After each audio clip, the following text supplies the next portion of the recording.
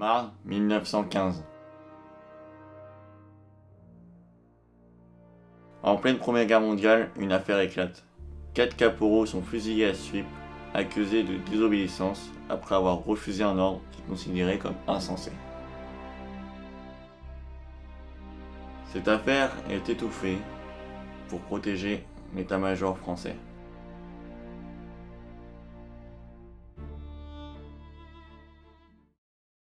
Mais, en Normandie, une femme, Blanche Maupas, épouse de l'un des 4 caporaux, refuse de se taire et se lance dans un combat acharné pour réhabiliter son mari, injustement fusillé pour l'exemple. Passionné par l'histoire, j'ai voulu comprendre au mieux cette affaire qui m'a amené à découvrir les abus de décision de l'état-major militaire vis-à-vis de ses propres soldats durant la Grande Guerre. À travers ce documentaire, je vous invite à une immersion dans mon enquête, au cours de laquelle j'ai découvert que le sacrifice humain était au cœur du dispositif militaire de l'époque. Laissez-moi vous raconter le courage de cette femme et son long combat pour faire reconnaître Théophile Maupas, son époux, mort pour la France au combat, et non pour l'exemple. Blanche Marie Maupas, de son nom de jeune fille Herpin, est née le 28 novembre 1883 à Udéménil en Normandie. D'une famille très modeste, elle a pu devenir institutrice au Chéfresne, une vocation qu'elle partagera avec son futur mari, Théophile Maupas, veuf et déjà père d'une petite fille, Suzanne. Mariés le 30 juillet 1907 à Bréal, ils eurent une fille, Jeanne Maupas. Le 28 juillet 1914, la France déclare la guerre à l'Allemagne. Et le 2 août 1914, les hommes sont mobilisés. Caporal du 336e régiment d'infanterie, Théophile Maupas, du fait de son âge, est envoyé en premier lieu dans la réserve en arrière à Suippes, pour soutenir la première ligne qui est au front, une plaine près du moulin de Soins, un point stratégique.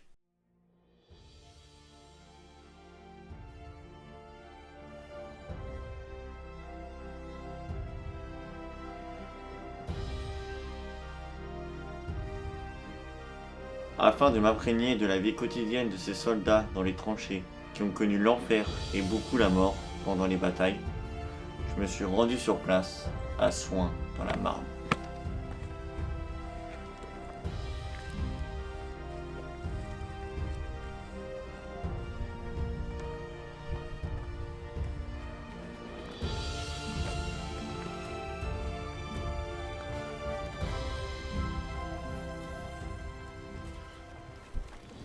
En hiver 1915, soit 2 mois après leur arrivée à Suippes, le commandement militaire donne l'ordre à son régiment d'infanterie de lancer des assauts sur l'ennemi retranché de l'autre côté de la plaine afin de les faire reculer. Mais après de nombreux échecs pour avancer et de nombreuses pertes humaines dans le régiment, les soldats reçoivent un nouvel ordre pour sortir le lendemain matin pour un énième assaut.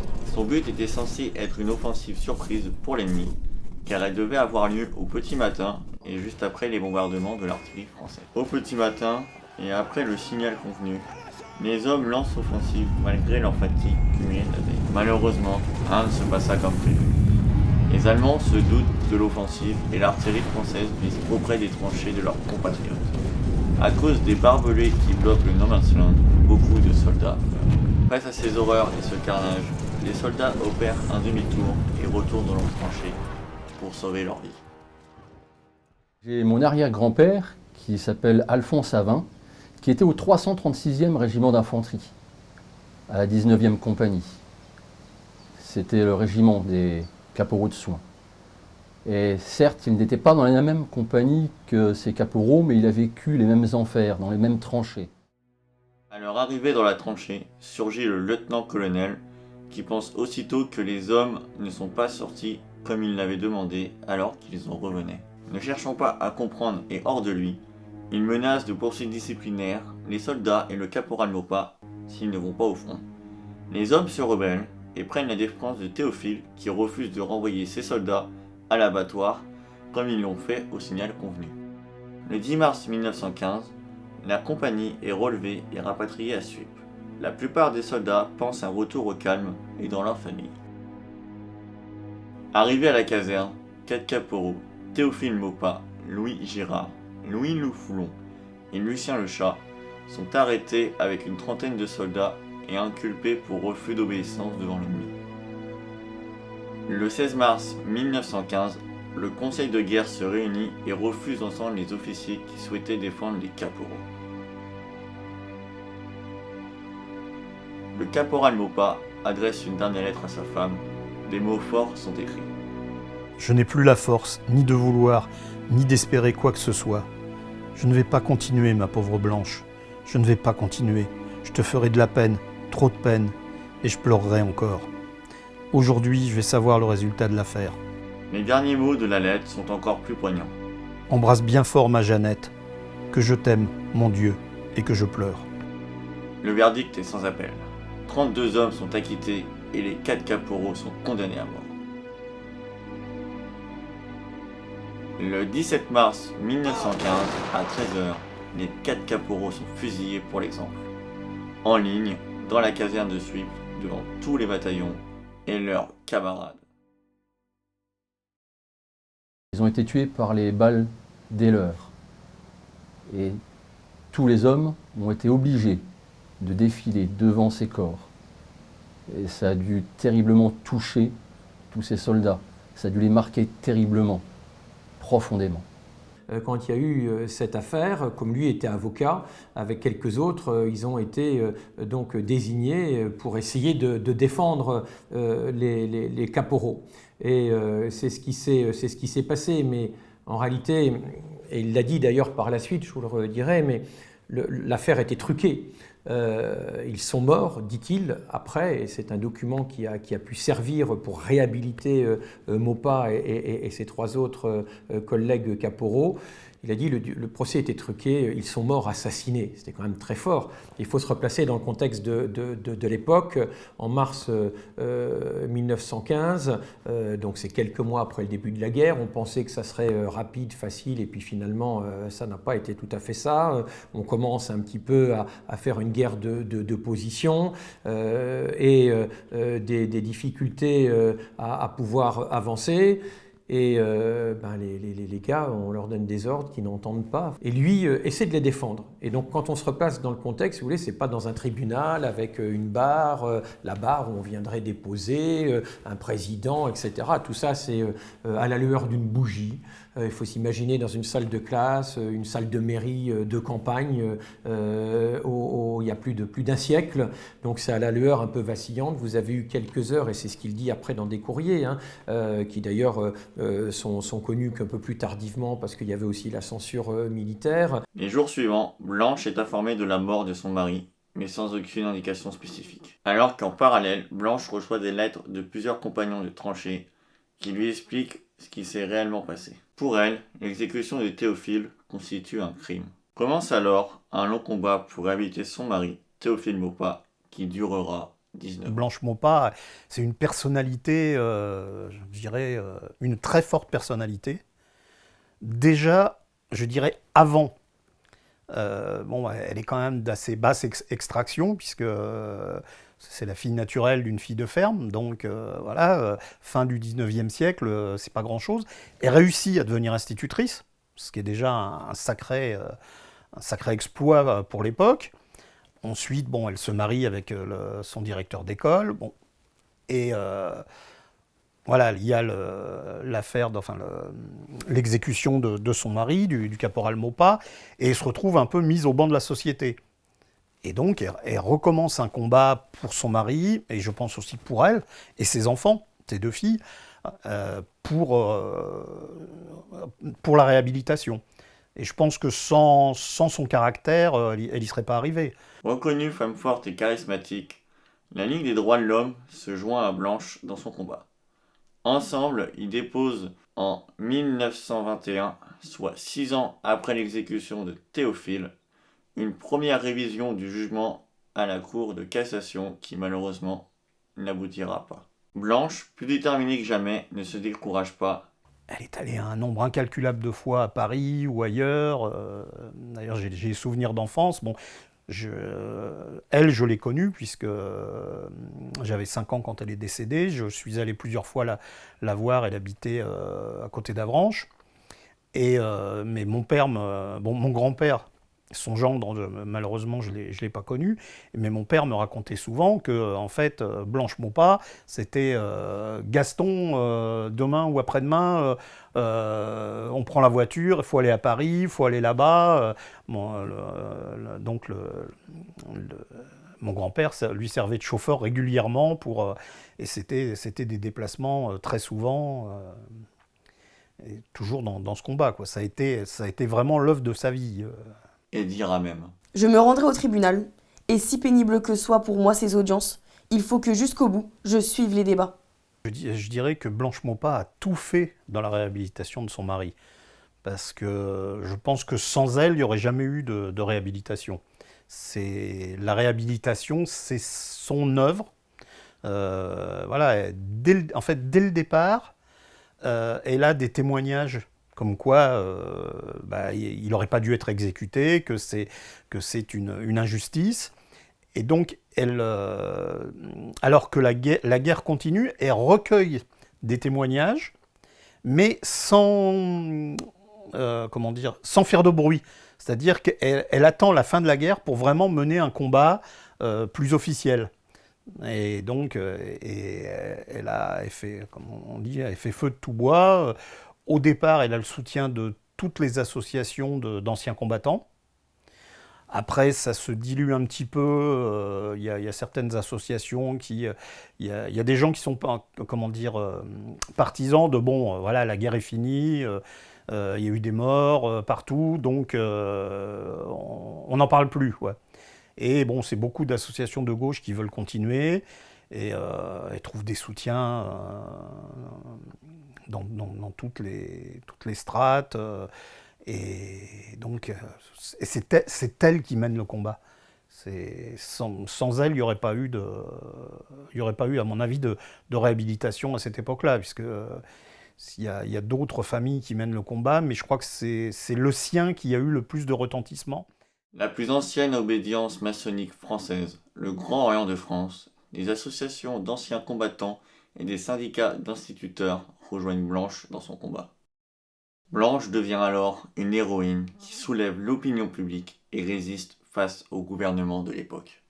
En 1923, Blanche obtient l'autorisation de faire exhumer le corps de son mari enterré à Suippes.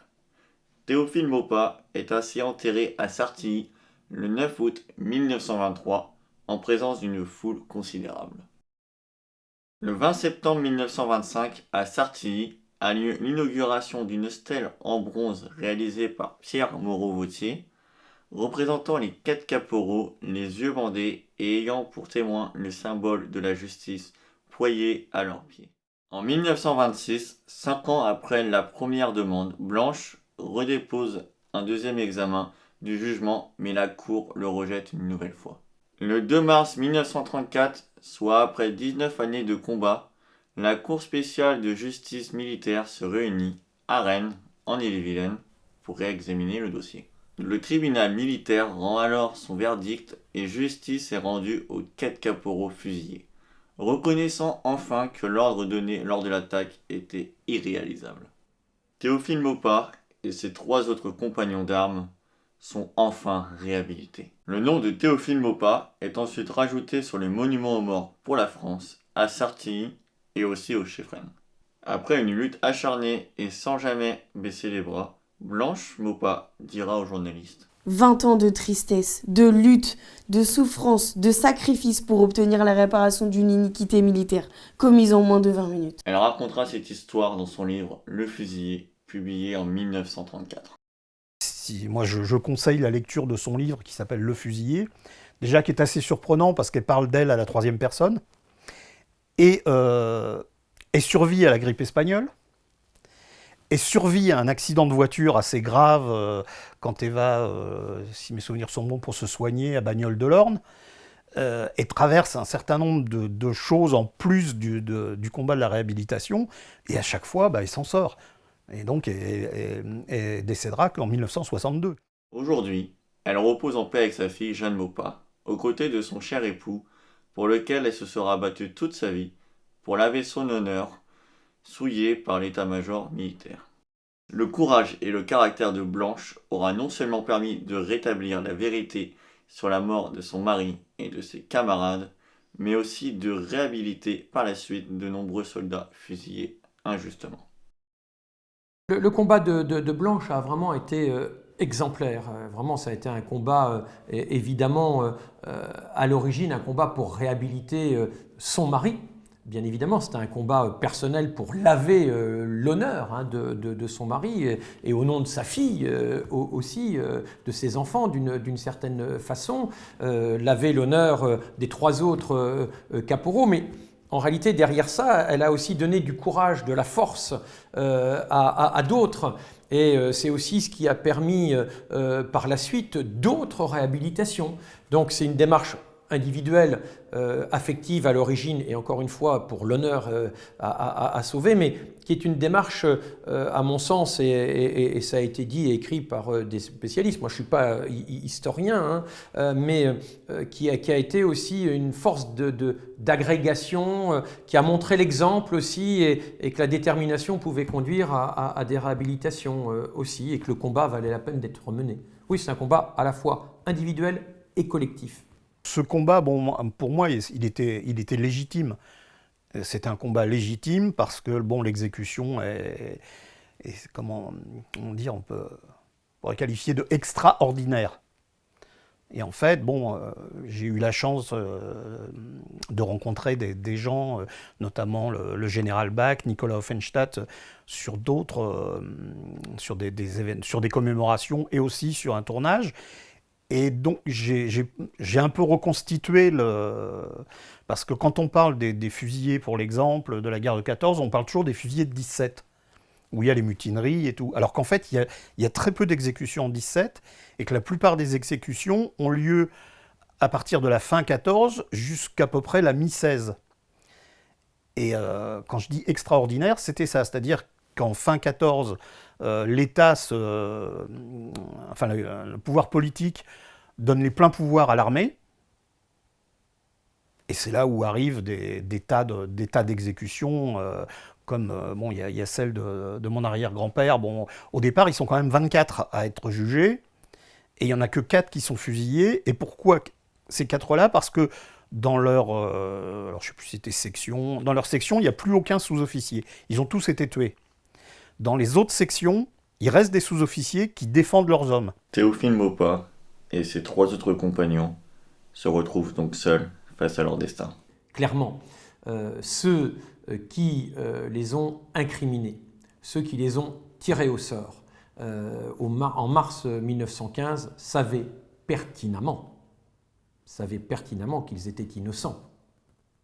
Dès le départ, et ça on le voit, c'est ce qui a permis d'ailleurs la réhabilitation, mais dès le départ, et c'est là où c'est terrible, ceux qui ont pris la responsabilité, 1, de les tirer au sort, 2, de les maintenir dans ce tirage au sort, 3, de les conduire vers le tribunal militaire, et 4, jusqu'à la décision finale, avec le régiment réuni au petit matin très rapidement après pour les fusiller pour l'exemple.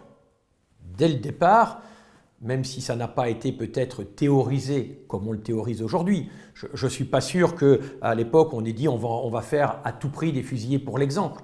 Mais il n'empêche que si les mots n'ont peut-être pas été prononcés, il s'agissait bien de dire attention, il faut qu'on tienne les troupes, tant pis, on sacrifie pour montrer qu'il n'est pas possible de se laisser déborder. Donc oui, ils ont servi une cause qui, dans une période de guerre, peut paraître légitime. Il ne s'agit pas que les armées partent dans tous les sens, mais c'est profondément contraire aux règles de la guerre, c'est profondément contraire aux règles de la justice. Alors mon avis sur ces 4 caporaux, c'est que ça a été quelque chose de très dur, aussi bien pour les familles, pour tous leurs camarades. Et ils ont été exécutés, pour ainsi dire, pour rien, parce que ça n'a servi strictement à rien. C'était un combat qui était perdu d'avance, cette bataille, de vouloir reprendre des tranchées qui étaient prises par les Allemands et qui étaient impossibles à prendre tellement il y avait un bombardement intensif. Et en fait, ils ont été tués exécutés plutôt pour rien du tout. Et Blanche a eu ce courage justement de vouloir réhabiliter ces soldats et leur redonner l'honneur qu'ils avaient besoin. Encore aujourd'hui, le combat de Blanche continue de faire parler. 110 ans après, on est encore les uns et les autres, vous, nous, collectivement, dans cette unité que nous pouvons faire dans ce beau combat, nous sommes encore un peu responsables de la suite des événements et chacun en conscience doit faire ce qu'il peut. La Ligue des droits de l'homme organise des journées de commémoration autour du monument des 4 caporaux de Soins, où sont invités les descendants des 4 caporaux et les habitants de la ville. La Ligue des droits de l'homme réclame de réintégrer les fusillés pour l'exemple, mutins, engagés étrangers et soldats coloniaux dans la mémoire nationale. Et à la réhabilitation de ceux qui étaient là, de Maupas, Le Chat, Girard et Le Foulon, avec la détermination et la fougue de Blanche Maupas, avec une affaire qui a quand même frappé les esprits. Enfin, c'est quelque chose qui a eu une énorme ampleur, un impact exceptionnel. Le film de Stanley Kubrick. Stanley Kubrick, c'est un des derniers cinéastes, réalisateurs, etc. Les Sentiers de la gloire s'inspirent pas que des fusillés de Soins, mais aussi de l'affaire de Soins. Et le film de Stanley Kubrick a été longtemps interdit en France. L'histoire doit rendre honneur à ce qui s'est passé, doit aussi, même si ça peut être un peu difficile, moi je suis officier de réserve par ailleurs, je suis pour le lien armée-nation, enfin je suis parfaitement droit dans mes bottes et j'ai pas de difficulté tout en étant un soutien militaire important et connu et reconnu, je n'ai pas de difficulté à dire qu'il faut tirer les leçons du passé, il faut le regarder le passé quand il est là et rendre justice et surtout quand il s'agit de quelque chose d'aussi injuste. Donc, à l'époque, clairement, il y a eu une injustice frappante. Pour moi, c'est quelque chose de... Je dirais que ça poursuit la réhabilitation. C'est-à-dire que, il y a eu l'inscription des noms sur les monuments aux morts, et puis le fait qu'ils continuent d'être honorés comme ça, ils sont honorés le 11 novembre comme les autres combattants, mais il y a en plus de certaines cérémonies, justement, au niveau de la réhabilitation, notamment à Sartilly. Au mois de septembre, il y aura le centenaire de l'inauguration du monument qui se trouve au cimetière de Sartilly. Donc ça fait partie je dirais pas du combat, puisque le combat pour la réhabilitation est fini, mais du devoir de mémoire. Et puis peut-être aussi rappeler qu'il y en a d'autres qui ne sont toujours pas réhabilités. L'histoire de Blanche Maupas et de son long combat dans la quête de la vérité et de la réhabilitation de son mari m'a particulièrement touché. Tout au long de mon enquête, j'ai beaucoup appris sur les horreurs de cette guerre.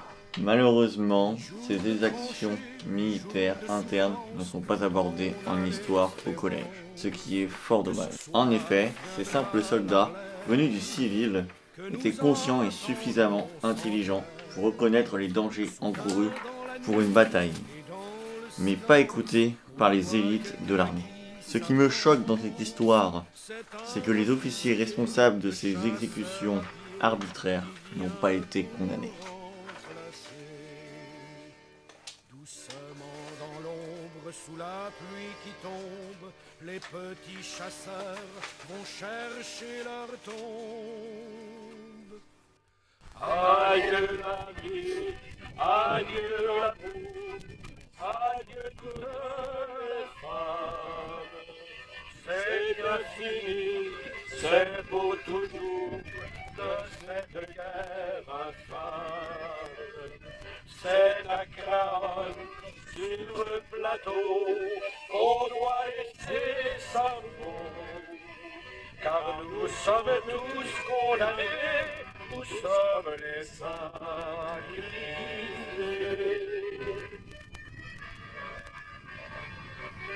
Ces commémorations permettent de ne pas oublier le combat de cette femme courageuse, appelée au début la veuve Maupas, pour devenir par la suite la veuve de tous.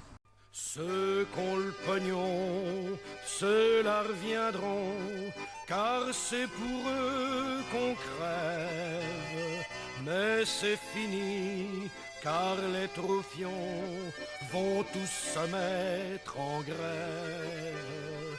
Ce sera votre tour, messieurs les gros, montez sur le plateau. Car si vous voulez faire la guerre, payez-la de votre